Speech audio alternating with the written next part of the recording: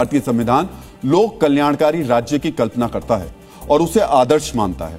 लोक कल्याणकारी शासन यानी देश के हर नागरिक के कल्याण के लिए काम करने वाला शासन। संविधान निर्माताओं ने पूरे शासन की कल्पना इसी बुनियाद पर की थी। अब हम विश्लेषण करेंगे उस राजनीतिक चतुराई की जो जन कल्याण के नाम पर संविधान और उसकी मूल भावना की अनदेखी करता है, जो राष्ट्र हित में खर्च होने वाले धन को एक खास नजरिए से खर्च करता है। मित्रों, कर्नाटक की सिद्धरमैया सरकार ने एक योजना को मंजूरी दे दी। योजना है 2013-2014 से लेकर 2018-2019 तक के कर्ज पर ब्याज की माफी का। कर्नाटक सरकार इसके लिए एक मुश्त निपटान योजना लेकर आई है। इसके तहत मूल कर्ज की रकम देने पर ब्याज माफ हो जाएगा। सरकार का मकसद फंसे हुए लोन की वसूली है। सरकार को उम्मीद है कि इससे 718 करोड़ की वसूली होगी।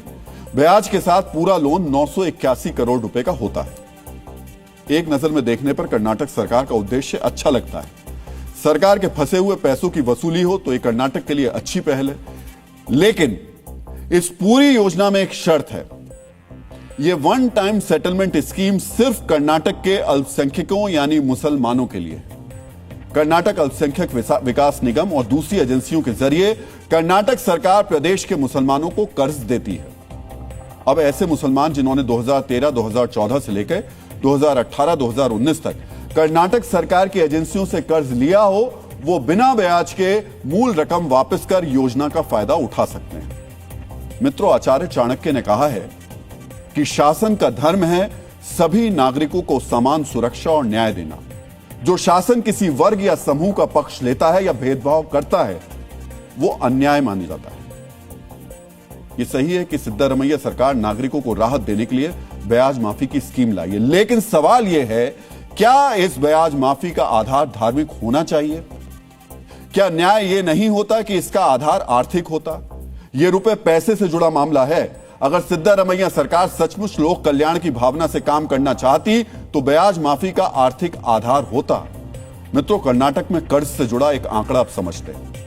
कर्नाटक में ग्रामीण इलाकों में 100 में से 35 लोगों ने कर्ज ले लिया है, यानी उन्होंने कर्ज लिया हुआ है। ग्रामीण इलाकों में रहने वाला राज्य का हर तीसरा नागरिक यानी कर्जदार है। शहरी इलाकों में रहने वाले 100 में से 23 लोग कर्जदार हैं। कर्नाटक में कर्ज लेने वाले करीब 10% लोग लोन डिफॉल्ट करते हैं, यानी कर्ज का पैसा वापस नहीं कर पाते।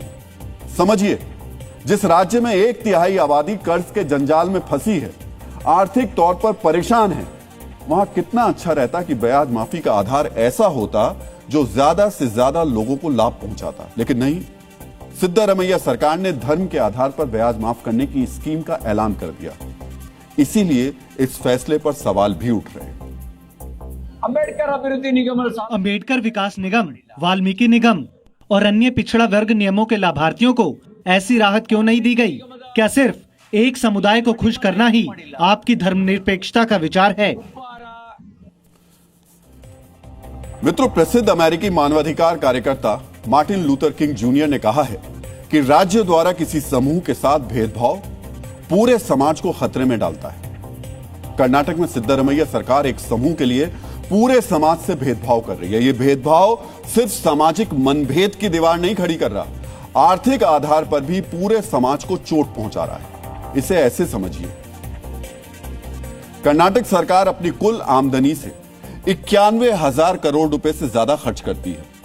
यानी कर्नाटक सरकार को साल भर खर्च चलाने के लिए कर्ज लेना होता है, और यह कर्ज ब्याज मुक्त नहीं है, इंटरेस्ट देना होता है। सिद्धरमैया की सरकार अगर 100 रुपए कमाती है तो उसमें से 16 रुपए कर्ज व ब्याज चुकाने पर खर्च करती है। कर्नाटक सरकार करीब 30 रुपए अपने कर्मचारियों की सैलरी पर खर्च करती है, 12 रुपए पेंशन पर खर्च करती है। यानी कुल मिलाकर 100 में से 58 रुपए कर्नाटक सरकार कर्ज अदायगी, सैलरी, पेंशन पर खर्च कर देती है। ऐसे में 100 रुपए में से सिर्फ 42 रुपए ही विकास के काम के लिए बचते हैं। सोचिए, ऐसा राज्य जहां टैक्स पेयर का आधे से ज्यादा पैसा विकास में नहीं कर्ज और सैलरी में खर्च होता हो, उस राज्य में सरकारी कोष में जमा होने वाले एक एक रुपए की अहमियत कितनी होगी। इसीलिए सिद्धरमैया सरकार का यह फैसला पूरे समाज को चोट पहुंचाने वाला है। जानते हैं ऐसा क्यों है? सरकार की आमदनी का बड़ा हिस्सा आपके हमारे तरह के टैक्स पेयर्स की जेब से आता है। न्यायपूर्ण यह होता है, यह पैसा विकास के उन कार्यों में खर्च होता है जो सबके लिए होते हैं। अच्छी सड़कें बनती, पुल बनते, किसानों के खेत तक सिंचाई का पानी पहुंचाया जाता, अच्छे सरकारी स्कूल बनते, अच्छे सरकारी अस्पताल बनते। संक्षेप में कहें तो ऐसी सुविधाएं जुटाई जाती जो समाज के बड़े तबके और हर तबके के लिए जरूरी होती। लेकिन हो क्या रहा है?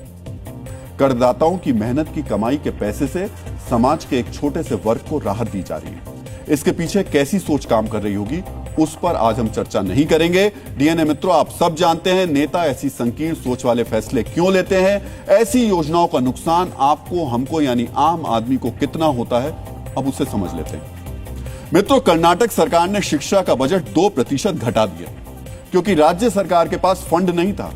फंड की कमी के कारण स्वास्थ्य का बजट भी नहीं बढ़ा, यानी नए अस्पताल और इलाज की सुविधाओं में कटौती की गई। सोचिए यह कितना गंभीर संकट है। धन की कमी के कारण अपर कृष्णा प्रोजेक्ट का काम अटका हुआ है। इस प्रोजेक्ट से राज्य के 12 लाख एकड़ जमीन की सिंचाई होगी।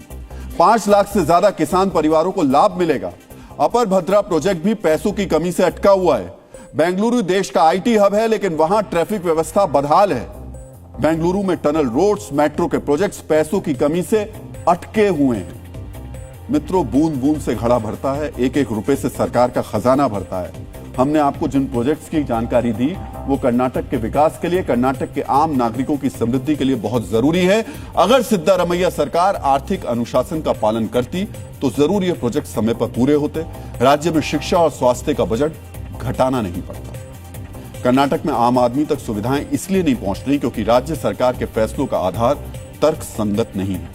इसलिए ये फैसले पूरे समाज को चोट पहुंचा रहे हैं। मित्रों, बेशक सरकार को आर्थिक तौर पर कमजोर लोगों को राहत पहुंचानी चाहिए, लेकिन ये फैसले तर्क और न्याय के आधार पर होने चाहिए। कर्नाटक सरकार को समझना चाहिए कि उसके कोष में जो धन है वो करदाताओं ने दिया है, उसे सोच समझ करके सबके हित में खर्च करना चाहिए।